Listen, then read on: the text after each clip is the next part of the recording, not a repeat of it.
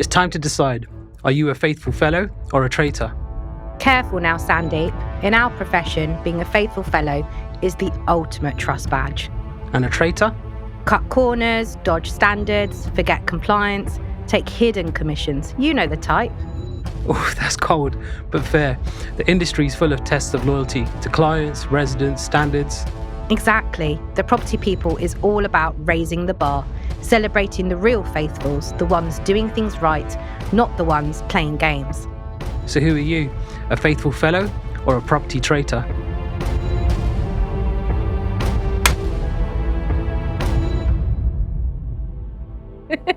So Jess, why the traitors? Well, firstly, marketing. My God, it is everywhere. Everybody's watching it. If you haven't watched it, why are you not watching it? Everybody's talking about it. So yeah, that's firstly why it's popular. Hopefully our podcast isn't as boring as episode 1 and 2 of series 4. You need to watch the celebrity one, I'm telling you. Alan Carr on it was just the best. I've not seen any of them, but I've heard people speak about it. That when you come up with the theme, the traitors, I had to watch it. So I saw the advert for series 4 that's on, and literally my wife watched episode 1 and 2, and I slept through pretty much both episodes. Oh, you're joking? Yeah, serious. No, I think, look, it's more so the Traitors is all about, who's going to choose a particular theme. So are they going to be a traitor, or are they going to be somebody that's faithful and be part of their team and really be there to support their team? And then you have the option to actually say, no, I want to be a traitor. I'm going to be part of this game and a bit of competition. It's all, tongue in cheek and whatnot. But for us in the industry, I feel there's such a big myth around what we do. And why do we do it? Are we spending service charges just willy-nilly? Are we actually putting thought into what we're doing? And really, it's about shining a light on that and saying, no, the majority of the industry and most people want to do a very good job. And we genuinely care about the people that we work with, that we service in terms of their buildings and their homes. So we actually care. So it's dispelling that myth. We're saying we're not traitors in the industry. We're actually all quite faithful and want to do a good job and deliver to our customers. I suspect we're not going to get any traitors on our series. I really hope not.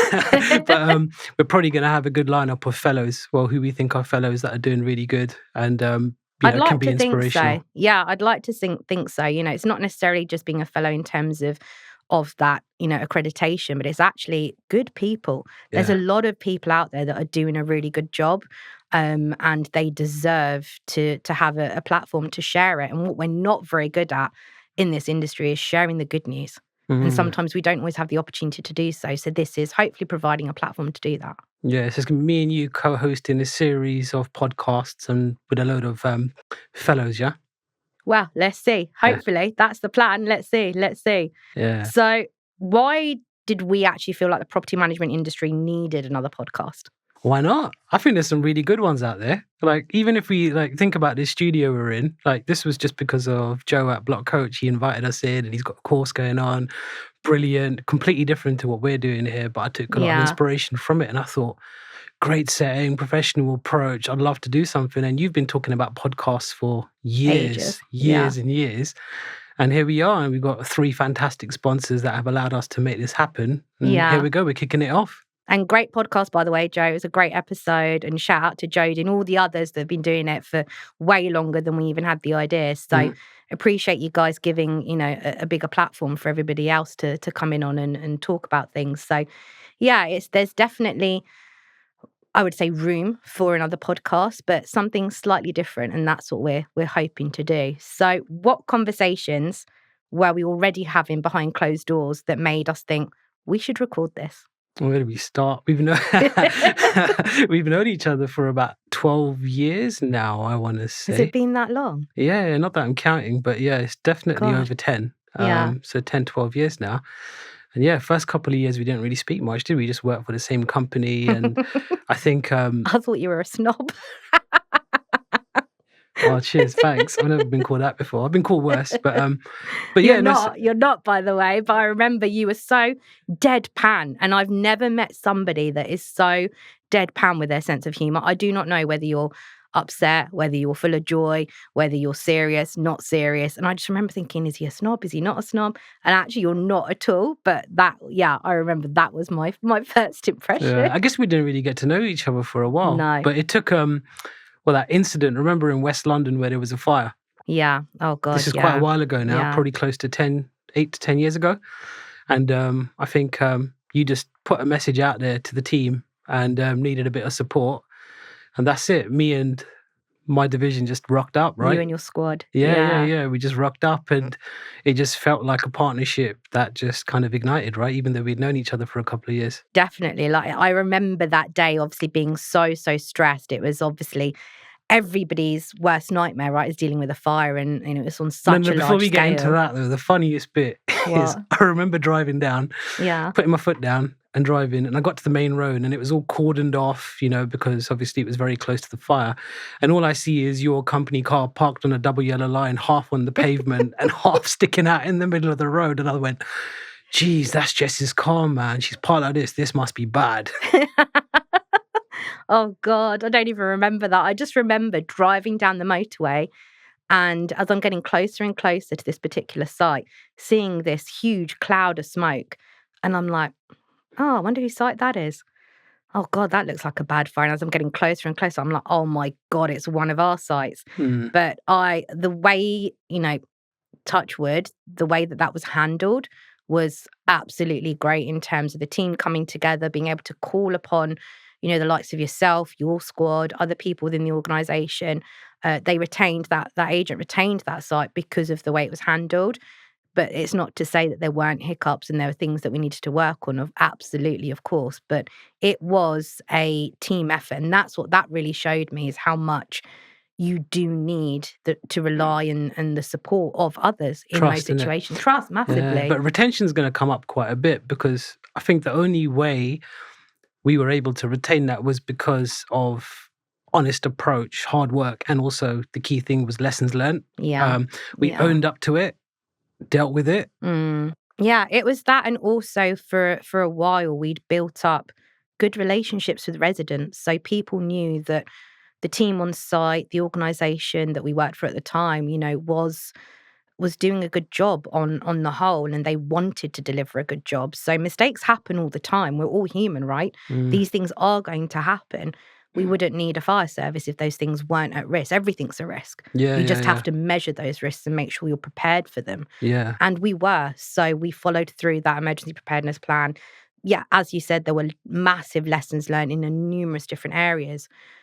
But we were able to, because we'd built up that trust, and we'd built up that rapport with residents and the client, we were able to demonstrate, the good news stories, but also say, hands up, this was an epic fail. Let's figure out what we do to prevent it from happening again. And we had a very, very good leader at the top of the business, and also our line manager, that supported us in sharing good news stories and the lessons learned by using it as a case study. Saying, this is what happened, this is what went wrong, and using that to take it across the business, countrywide, and look at those lessons learned and prevent them from doing it again. I learned so much from that business, honestly. It wasn't even like it wasn't even kind of line management. It sometimes felt like your line manager was kind of working for you, if that makes sense. What do you mean? Like, if it didn't feel like I was reporting into someone, it felt like I had somebody that I was reporting into that was there to support me in shining and gave me that autonomy to demonstrate my true value, which meant that my big team could also deliver that. So it was just fantastic, that role. Yeah. And it was nice getting out of London and going to head office and, having a couple of dinners. Took me a while to actually get out and actually join you guys, but we had some good fun. It was that first dinner that we went to. So we had a fantastic leader, and he took us all out in Worcester, and we had a great dinner as a team.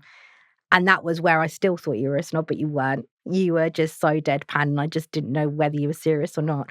You came up with the funniest story about you being on TV. Do you remember that? Yeah, I didn't come up with a funny story. I laughed so hard. I remember I snorted. We were all laughing. Yeah. And it just made me think, do you know what, this guy's sound. He's a good guy. Yeah, only because I took the piss out of myself. No, but you were human, before you were so maybe because you were new to the organisation, we didn't know what to make of each other. You didn't know me. I come up with such random things sometimes, but you really came into your own and just let your guard down and were just so much yourself. And it made me laugh so much. And that's when I thought, yeah, this he's a good guy. Yeah, we had good fun. That was nice. That was a good role. What's the story? Come on, you need to share. Are you serious? Yeah, share this story.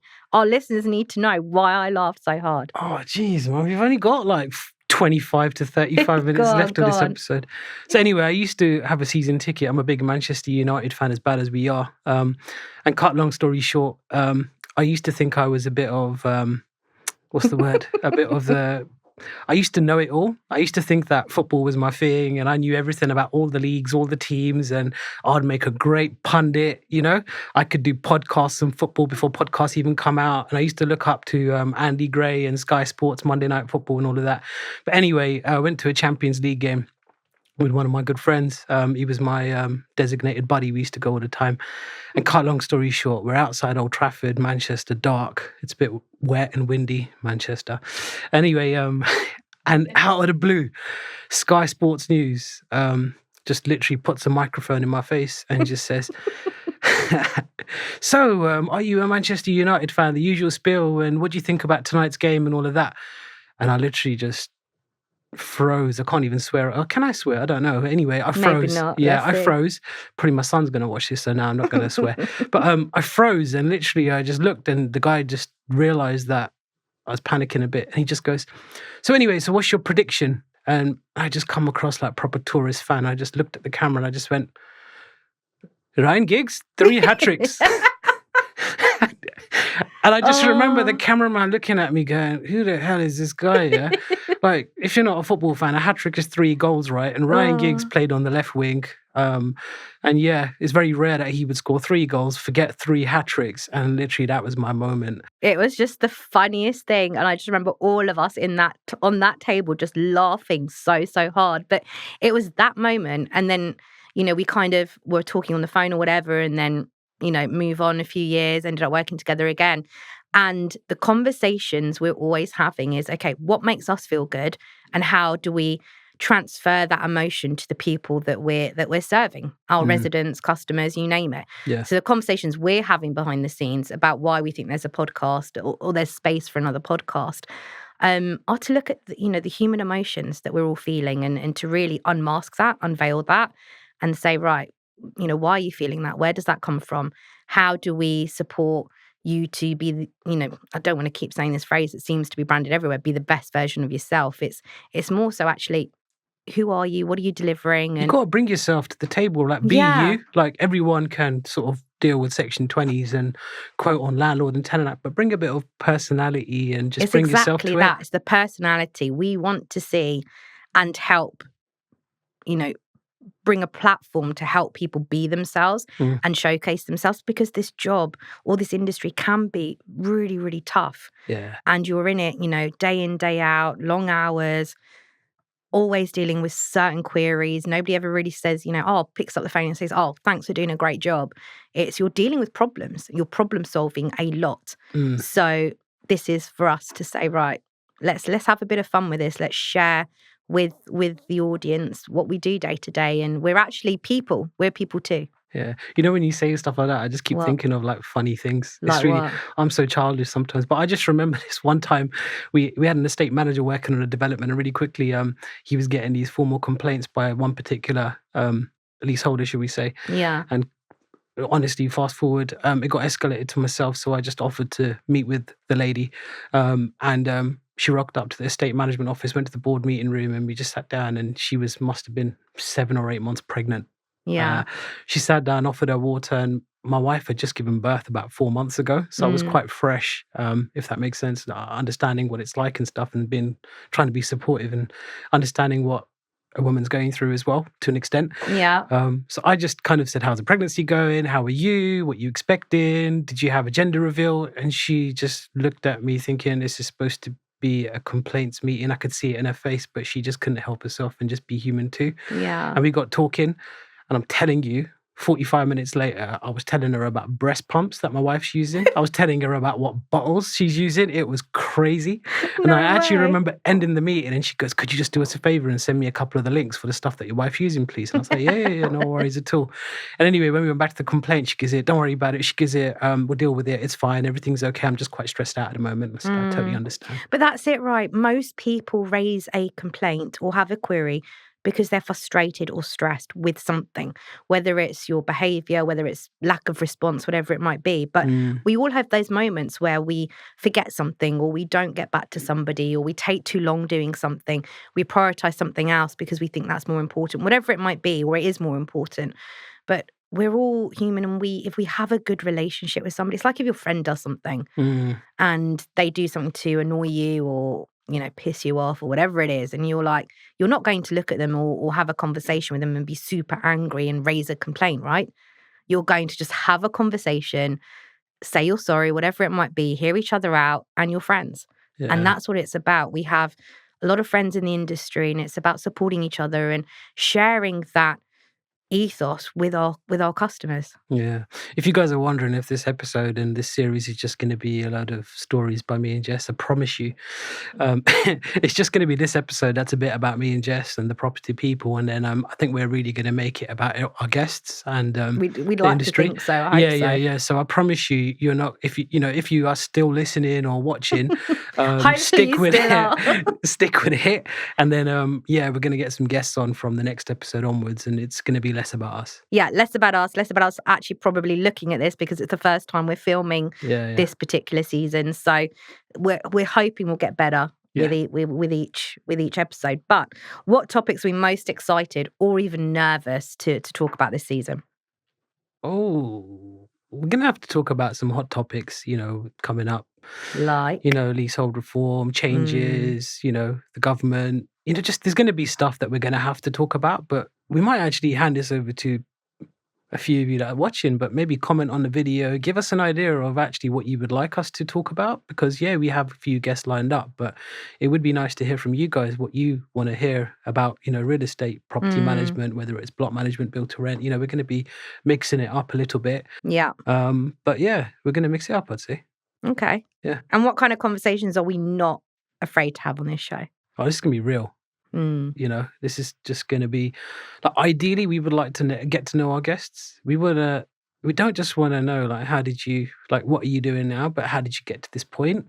But within your comfort zone, Yeah. I ideally would like this to be an opportunity for anyone watching, whether you're in the sector or out the sector, to feel quite motivated to kind of join the sector. It could be working in health and safety. It could be working within building safety, accounts, finance, property management, estate management, hospitality. It could be anything, but we just want people to watch it and just feel okay, that's a sector I'm interested in. Yeah. And we say industry, sector quite often, but actually we're working towards it becoming being recognized as a profession. Because it is, like other professions, it is a profession. It's technical. It's there's a lot to it. Yeah, absolutely. I always struggled with that when I first became a property manager. My old man's mates used to always say, "Oh, yeah, your son's working in property now. Oh, it's amazing." And they were like, "What do you do?" You turned into the head tilt and the accent straight away there. Oh yeah, I was thinking of my dad.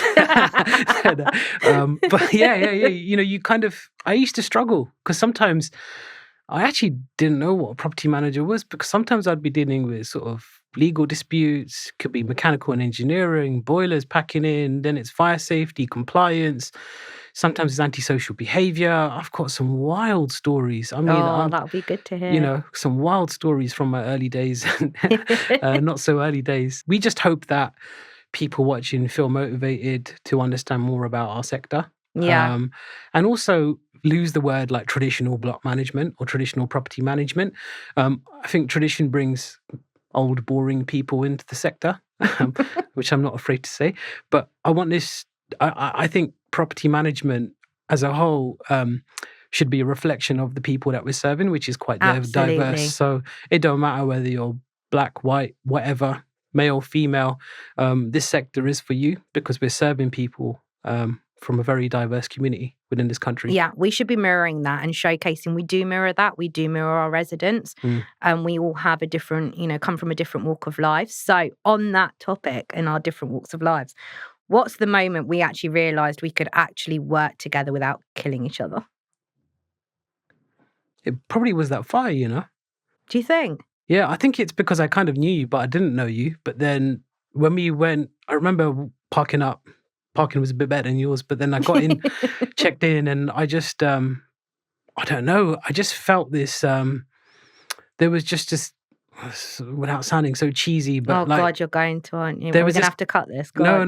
There was this connection where I just felt like you knew what you were good at. We had the LFB on site, we had the client on site, we had all sorts going on, and we just automatically felt a bit synchronized. That's the word I'm looking for, where you just knew that you're going to deal with X, Y, Z, and you needed support with ABC, and I just automatically knew that ABC goes before XYZ, right? Yeah, all right. You know what I mean? Oh, look, your humour's rubbing off on me. Yeah, piss taker.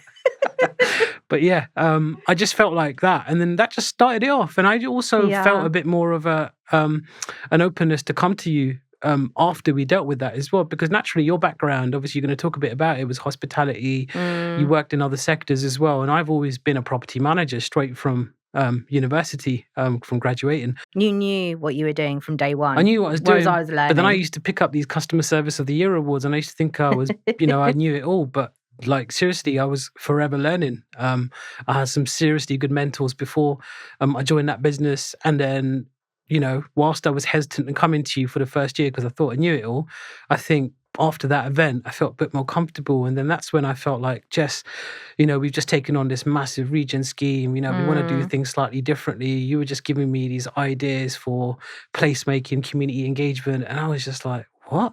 Then you were telling me about some of the initiatives you're doing in West London, Birmingham, Manchester, Liverpool, things for the children, football tournaments. You were doing things to tackle antisocial behaviour, but through positive ways. And I was just like, what? This isn't property management. And that was years but it ago, is. right? Do you remember? And it Mate, was this is 10 so years ago. much fun. Like, I loved that element of what we were doing, and we were really trying to pioneer that and work with some good clients and good customers, and whether it's RMCs or developers, you name it, we were having that approach with everybody, which was great. There was no discrepancy or what's the word I'm looking for? No reason why we wouldn't do it for everybody, whether you were social housing or whether you were a private resident. The services that we were offering in terms of community were the same for everybody. People, exactly. It was people. And I loved that. I really, really enjoyed that. So for me, knowing we weren't going to kill each other was, and it's a tough thing. Being in partnership is tough because you have to be brutally honest with each other. So if you're not happy with what one person's doing or the direction of the business, you have to be comfortable enough to say, respectfully, of course, that should we think about this, or have you thought about that, or shall we improve this, and have those conversations. And I feel comfortable enough to take it from you and to be able to give that to you. And that, I think, makes a massive difference. So it's that trust. And that said, I still never thought that we'd end up setting up our own business and being co-founders. No. Like it was really good, and I still would come to you for advice. You'd support me on so many different initiatives, but then vice versa. Yeah, absolutely. It was really good. It was synchronized. But then, fast forward like a few years after that in a completely different role. Like I don't know, we were working for a much smaller company, but we achieved a lot, like thanks to so many different people, solid teams, etc., and the people that gave us the opportunity. Yeah. But I never felt, whether it was a new business meeting or a formal complaint or meetings with MPs, issues arising, you name it, I never felt like between the two of us we couldn't handle it. I always felt that one of us could deal with it. So as a duo and a team, that strength just continued to get stronger, and the trust just built over years and time. So solid. So let's just see where it takes us with the property people. Fingers crossed, eh? Let's see. So on our stories, what's the first thing people usually get wrong about you? They think I'm quite strict and serious, maybe. I used to always get feedback. Well, I used to do a lot of interviews, obviously, and a lot of people used to join and then wait for their probation to get passed, and then at the coffee machine they'd be like, "Sandeep, man, seriously, you're all right." And I'm like, what? But like, yeah, man, you're so serious and strict. And like, I was shit scared of you during the interview. I was like, nah, man, that's not what I'm trying to do. And then they'd open up a little bit and say, no, it's just you kind of know what you're doing and you command the room a little bit. And I was like, oh, Mm, thanks. But, I used to try and turn that into, I've done your role before, right? You can do yeah. what I'm doing. So yeah, I think a lot of people just automatically think I'm quite direct, firm, but yeah, I'm just a normal guy. You are, but you are direct and firm in a good way. And I think we need that. We need to be sometimes have that direction. Leaders need to lead. You need to be able to support your team. And I think the biggest thing is that you can do that and support your team in such a good balance, which is really hard to achieve. Like, and I don't want to be cheesy now, so we might have to cut it out. But it is, you achieve that balance of supporting your team and being there for them. And you always ask, how are you? How actually are you? Mm, And we'll spend time, sometimes too much time, having a chat and a coffee, asking people how they're doing. But you genuinely care. You yeah. really do. Yeah, I remember Neil used to say, "I've never heard somebody say no to a client so often, but get away with it and actually pull it off." But I think it's because what I learned was it's not just no, it's no because, and actually Mm, respectfully give feedback and actually then give constructive feedback, like solutions, yeah. not just no. It's no because, and then Mm, actually give another way of trying to achieve. So I've brought that into the property people. I always like, whether it's retenders or whether it's the different type of work we've been doing, I always try to get to know my clients and understand what are you looking to achieve from this. mm, And then once I know what their goal is, then I kind of diagnose it a bit, see what's gone wrong, and then give a solution that kind of allows them to achieve what they want to achieve. yeah. Works quite well. That's Yeah. why you're the expert, right? And I now don't know social about that. media I hate guru, that. I don't know seriously. about that. Yeah, you're that guy from LinkedIn. And I'm like, oh, sometimes I feel like I shouldn't be posting, and then, but then I see other people doing it quite often, and it's quite nice.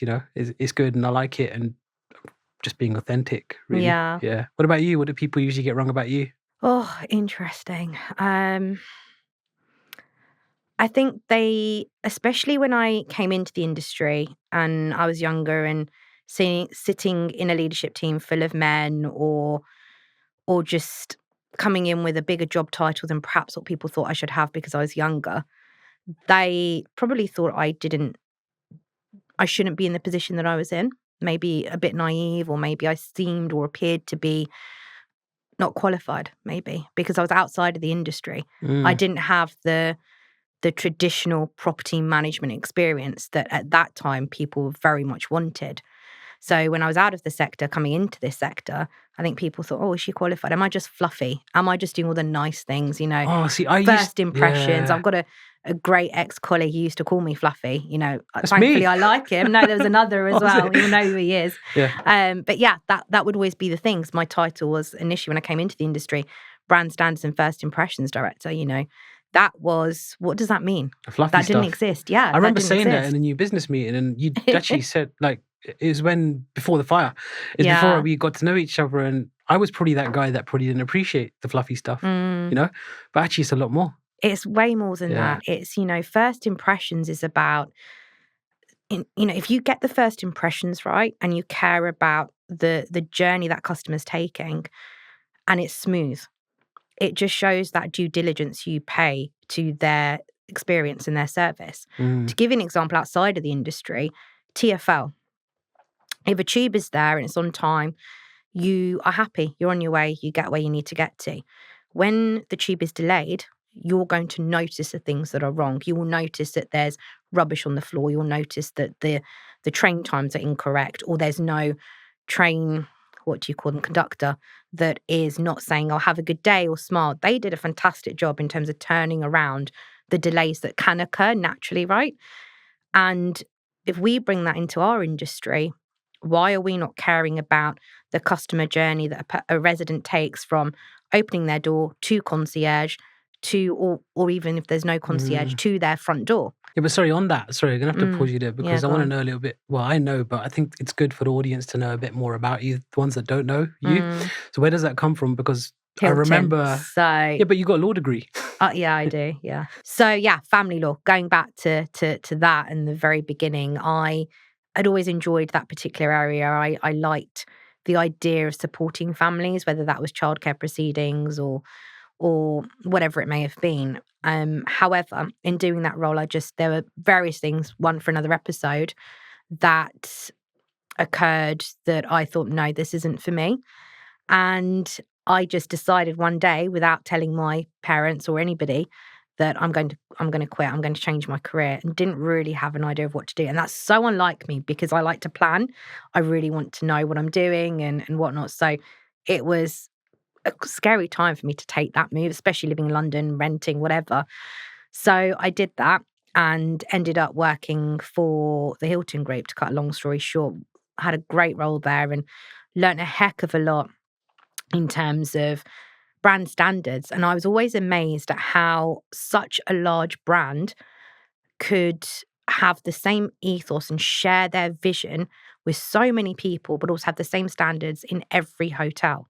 And that amazed me at such a large scale. How do you achieve that? And I was very grateful and thankful to have an amazing leader who taught me the ropes and really, put me under her wing. And again, mistakes were made on my part. I was young and very naive and thought I knew, I've been a solicitor before, so why can I not do this job? Man, I fell off my pedestal really, really fast. And again, story for another day. But she took me under her wing. And in learning those standards, in learning about first impressions, I took that throughout my career to Regis and serviced offices, and then, into this industry. And that's really what I focused on, in learning the art of a methodology that works, and then looking at individuals and how they bring their passions individually into this industry, and create a mix of things. Law degree to Hilton, to Regis, to property management, to now fellow of the TPI and co-founder of the Property People. Yeah. Nice. Yeah. A huge varied background. Yeah. Sometimes I think that goes well for me in terms of it's so diverse. So there's not many things in terms of customer experience or that customer journey that I haven't seen before, or that I'm not aware of, or that I'm not, wanting to know more about. I'm still passionate about that. But there are so many different areas that I didn't know and that I still don't know about property management, or that technical aspect, that's why when I would lean on you and say, right, Sunny, what do we do here? What does this mean? So yeah, it's a varied career, I'd say, and now doing something and doing it for myself with you and with Julian, our other business partner, it's great. Yeah. Go on, what about yours? What's your background and how did you start into this? I touched on it a little bit. Obviously, I had a degree computing and multimedia, and then I was working in telecoms a little bit whilst I was working at uni part-time. I literally just got a phone call whilst my CV was up there and said, I think it was a company directly, HR were just looking for property managers, we're looking for graduates. And to be honest with you, it was just a bit, I was winging it. They told me to look up Section 20s. I had no idea. I asked an uncle that was an estate agent. He didn't have a clue. But I turned up and in a nutshell, got the job as a property manager for quite a well-established firm at the time, going back about 20 years ago now. But I was with probably some of the most experienced people in the market at the time. And I was literally just shadowing, sponging like a sponge, just learning. And then the person I was supporting ended up moving on and was put on gardening leave, and I was just respectfully in the thick of it. Yeah, this is your portfolio, just crack on with it. And the rest is history. Worked for managing agents pretty much my whole working career, so 18-ish years now, so prior to the Property People. And then I've had a few other things going on in the background, like I worked as a doorman. Yeah. A lot of people find it hilarious. Like, what? Seriously? Yeah, I used to work in Camden Town for about 5 or 6 years. So when I didn't have any sort of family commitments, I used to just property manager Monday to Friday night, Saturday night, used to work on the doors, Sunday, sleep back at it. I'd done that for about 5 or 6 years solid at the same event. And actually there was a lot of transferable skills, whether it was in security to block management to security. And yeah, that's me. Yeah, I think that's what it is. We've had, you've had a varied career as well, right? So between us, we've done a lot, and there's still so much to learn, still so many things that we want to be doing. So hopefully we can use this as a vehicle to do that. Yeah, forever learning, always learning, But I remember I'd been working with my old man since the age of 8 because he was self-employed. So from the age of about 8 or 9, straight after school, we were in the shop, used to sell TVs on High Street, and I was working there pretty much all the time. 16, he used to leave me looking after some of the business stuff on the weekends, and whilst I was uni part-time. So yeah, even before I got my first job in property management, I probably had about 9 or 10 years experience just working. Yeah. Didn't pay me much though, but yeah. So that's enough about us. We've probably rambled on a lot. I think I have. I hope we've made a bit of sense there. I know there's things that I would probably cut and repeat here, but we'll keep it in and we'll learn as we go along. Yeah. Before we do go, we wouldn't have been able to do this without our sponsors. Like, we've really, really got to thank Absolutely. JB Leach, who probably a lot of you know, Daco Services, and as well as Motivate. And if you don't know what they do, their details will be in the comment section and the credits for this episode. And we're hugely sort of full of gratitude for the support they've given us to allow us to do this series this year. Yes, thank you so much. Thank you for listening. If you're still listening, I really hope you are. We're sorry if we've been rambling for too long, but we promise the next episodes will be much more interesting. It's not just going to be us. There's some really good, exciting guests. This is about property management being unmasked.